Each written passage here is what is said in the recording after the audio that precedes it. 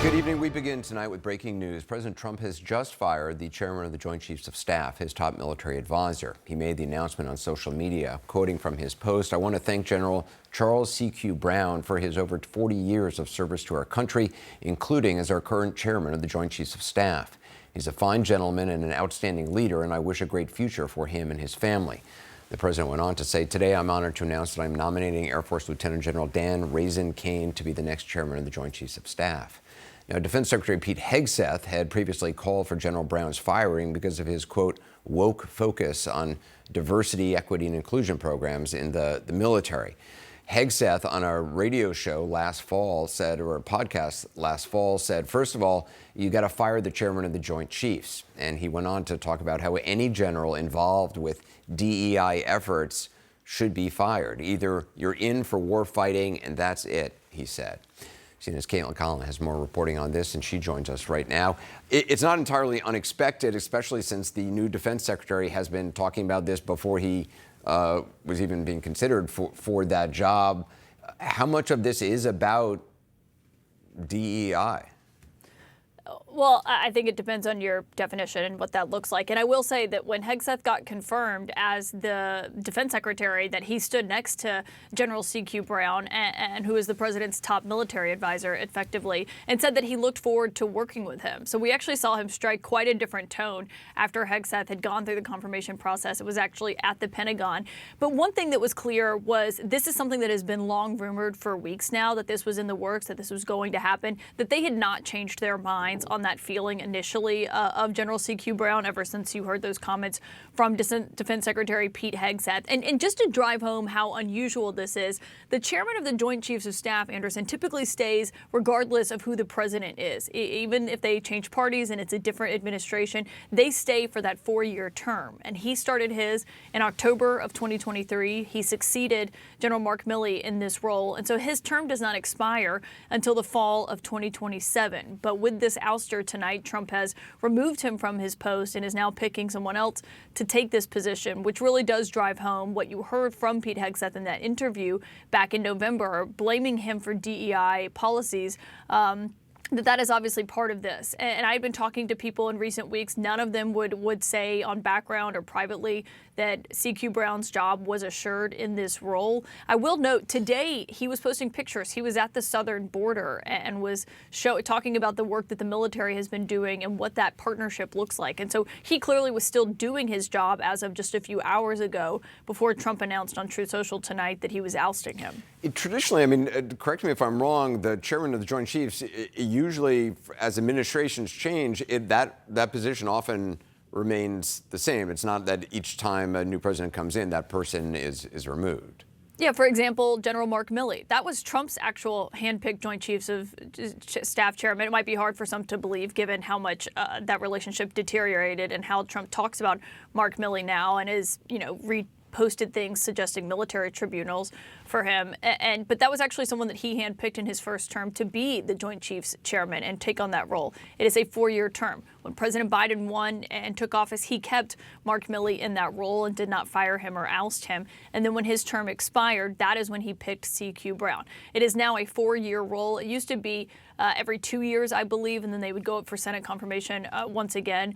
But typically, yeah, those are positions that stay on and that stays regardless of the political party. And so the thing to watch here tonight, though, Anderson, as this is the first major firing that we are seeing happening at the Pentagon since Trump took office just a little over a month ago, is whether anyone else is to follow. Because there have been rumors that have been rampant in Washington for weeks now that there is going to be mass firings, I would say multiple firings at the leadership at the Pentagon. It's been hard to run down whether or not that's actually going to happen, but tonight we are getting this late night announcement.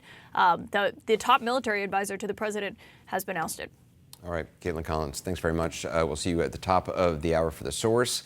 I want to play that soundbite of Pete Hegseth in November talking about General Brown. Well, first of all, you got to fire you got to fire the chairman of the Joint Chiefs, and you got to fire this. I mean, obviously, you're going to bring in a new Secretary of Defense, but any general that was involved, general, admiral, whatever, that was involved in any of the DEI woke shit, it's got to go. Either you're in for war fighting, and that's it, and that's the only litmus test we care about. Joining us now is Rahm Emanuel, former Obama White House Chief of Staff, former Chicago mayor, and currently CNN senior political and global affairs commentator. Ambassador, appreciate you being with us. I understand you know General Brown. What do you make of this firing? Yes. Well, not only know him, I knew him as ambassador in Japan, and he has not extensive experience in the far Indo-Pacific area as a former Air Force head in Indo-PACOM. I think this, in a week of unsteadiness of America, the idea that also then on our national security profile to have this type of unsteadiness is projecting a level of weakness. Now, see how this plays out. Right now, China is doing a military exercise they've never done before off the coast of Australia. Live fire. It's impacted civil aviation there. Because of the weakness, China is doing something we have never, ever seen. What is the United States communicating?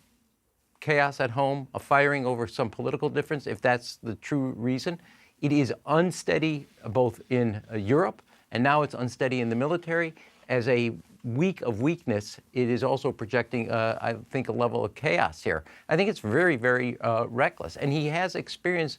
I dealt with him many times as ambassador. His knowledge and the trust that Australia, New Zealand, his counterparts in India, in Japan, and South Korea, this is not the type of thing you want to have at a moment where people are trying to figure out where the United States is going, what the type of leadership is. I think it actually projects very bad, not just on the United States. It is something our adversaries are going to take advantage of. President Trump also said he's going to have Defense Secretary Pete Hegseth solicit nominations for 5 more high-level military posts. Does that sound like, a purge of some sort at the highest levels of the American military? Is this common?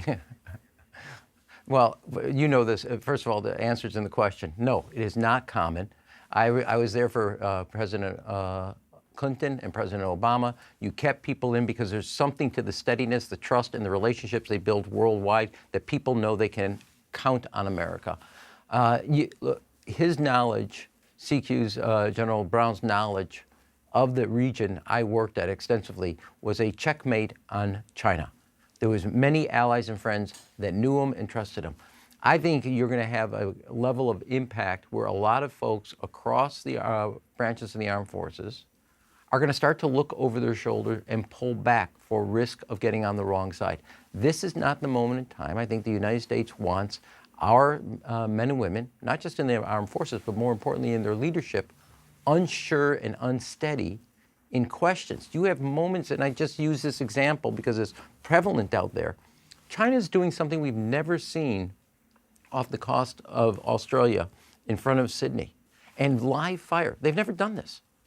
The United States is nowhere to be seen, found as a deterrent with one of our closest allies in the region. And now, rather than respond to China, we're firing the head of the Joint Chiefs. Imagine what that communicates not just to China, but across the globe as people look at the United States. Is this a country you're going to hang your hat on and you're going to actually draft behind because you understand and trust their leadership?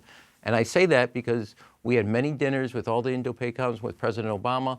There's a connectivity between the president and the military leadership, and that's essential for our national security. This also comes as a time as the war in Ukraine continues, and obviously there's now a realignment with this administration and our European allies, who traditionally have been our allies, and Russia. Well, look, in this situation, and I've talked about it, written about this, I think what we're doing here is we're basically empowering our adversaries and endangering our allies. And the problem when you look at this is the United States, under Donald Trump, thinks of Ukraine as a real estate deal. They got 20%, they get that. That's how much Russia has now of Ukraine. Russia is looking at these negotiations. This is about Ukraine's sovereignty, and we're going to claim it. It's a totally different discussion between the United States. We're just looking at it, president's background. It's real estate. Russia sees the grand power play here in Europe, the projection. This is not just Ukraine's sovereignty. Moldova, Latvia, Lithuania, Estonia, Poland, every place where we put troops, they've now said we've not only gotten everything we've wanted on the United States leaving Ukraine vulnerable. We've gotten what we want on negotiations vis-a-vis NATO. We now want your troops out of Eastern Europe. They've added and they put, we see your 20, add 40 at the table. This is a dangerous precedent because we're projecting weakness, and weakness invites aggression, and you're seeing it play out in the Indo-Pacific right now.